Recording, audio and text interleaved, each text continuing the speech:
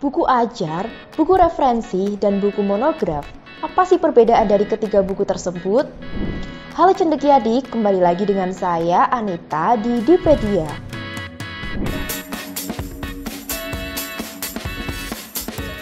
Sebelum masuk ke videonya, pastikan Anda sudah like, share, dan subscribe supaya tidak ketinggalan informasi menarik lainnya.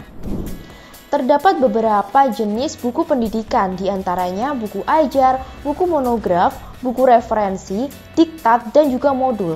Selain itu, terdapat beberapa media publikasi, diantaranya jurnal, monograf, dan buku referensi. Ketiganya memiliki perbedaan yang cukup signifikan. Dari beberapa jenis buku pendidikan tersebut, tentunya Anda sering mendengar buku ajar, buku monograf, dan buku referensi. Lalu, apa perbedaan dari ketiga jenis buku tersebut? Yang pertama adalah buku ajar. Buku ajar merupakan salah satu bagian penting dalam proses pembelajaran. Setiap dosen atau guru tentunya membutuhkan buku ajar untuk memudahkan dalam proses pembelajaran. Adapun tujuan dari buku ajar ini adalah untuk memudahkan komunikasi antara pengajar dengan peserta didik. Buku ajar merupakan bekal pengetahuan dasar yang digunakan sebagai bahan untuk belajar, baik untuk perkuliahan maupun belajar secara mandiri. Adapun untuk buku ajar memiliki ciri-ciri sebagai berikut. Yang pertama, bersumber dari hasil-hasil penelitian. Yang kedua, dipergunakan oleh dosen dan mahasiswa. Yang ketiga, gaya bahasa yang komunikatif dan semi-formal agar mudah dipahami. Yang keempat, disusun menggunakan landasan pola struktur belajar yang fleksibel dan terstruktur. Yang kelima, menjelaskan tujuan pembelajaran secara instruksional. Yang keenam, tebal paling sedikit 40 halaman dengan format UNESCO. Yang ketujuh, ISBN dan editor bereputasi dan disebarluaskan. Yang kedelapan, batas kepatutan 1 buku per tahun. Untuk angka kredit dari buku ajar yaitu 20. Yang kedua adalah buku referensi. Nah, dalam buku referensi ini terdapat media yang memuat fakta-fakta terkait yang dijadikan dalam satu bidang ilmu pengetahuan. Dengan kata lain, buku referensi adalah buku yang memuat informasi ringkas dan padat semacam ensiklopedia, kamus, atlas, dan jenis-jenis buku pedoman lainnya. Buku jenis ini memuat informasi yang bersifat mudah untuk ditemukan agar pencarian data menjadi lebih efisien. Kualitas dari buku referensi tidak ditentukan bagaimana penulisan buku tersebut dilakukan, tetapi lebih kepada jumlah data dan referensi data secara komprehensif. Nah, sedangkan untuk ciri-ciri buku referensi adalah sebagai berikut. Yang pertama, berasal dari hasil penelitian. Yang kedua, digunakan oleh dosen untuk mengajar dan meneliti.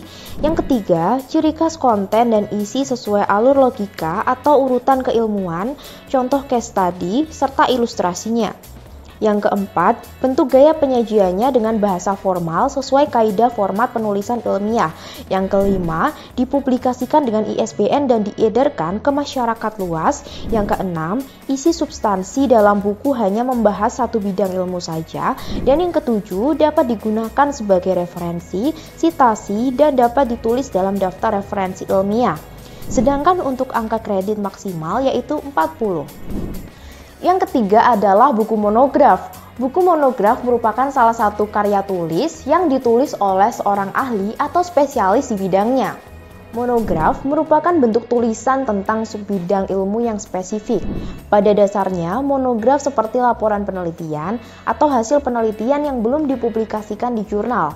Kalau sudah dipublikasikan di jurnal, maka artikel jurnal tersebut yang dijadikan bahan atau referensi dalam menulis monograf.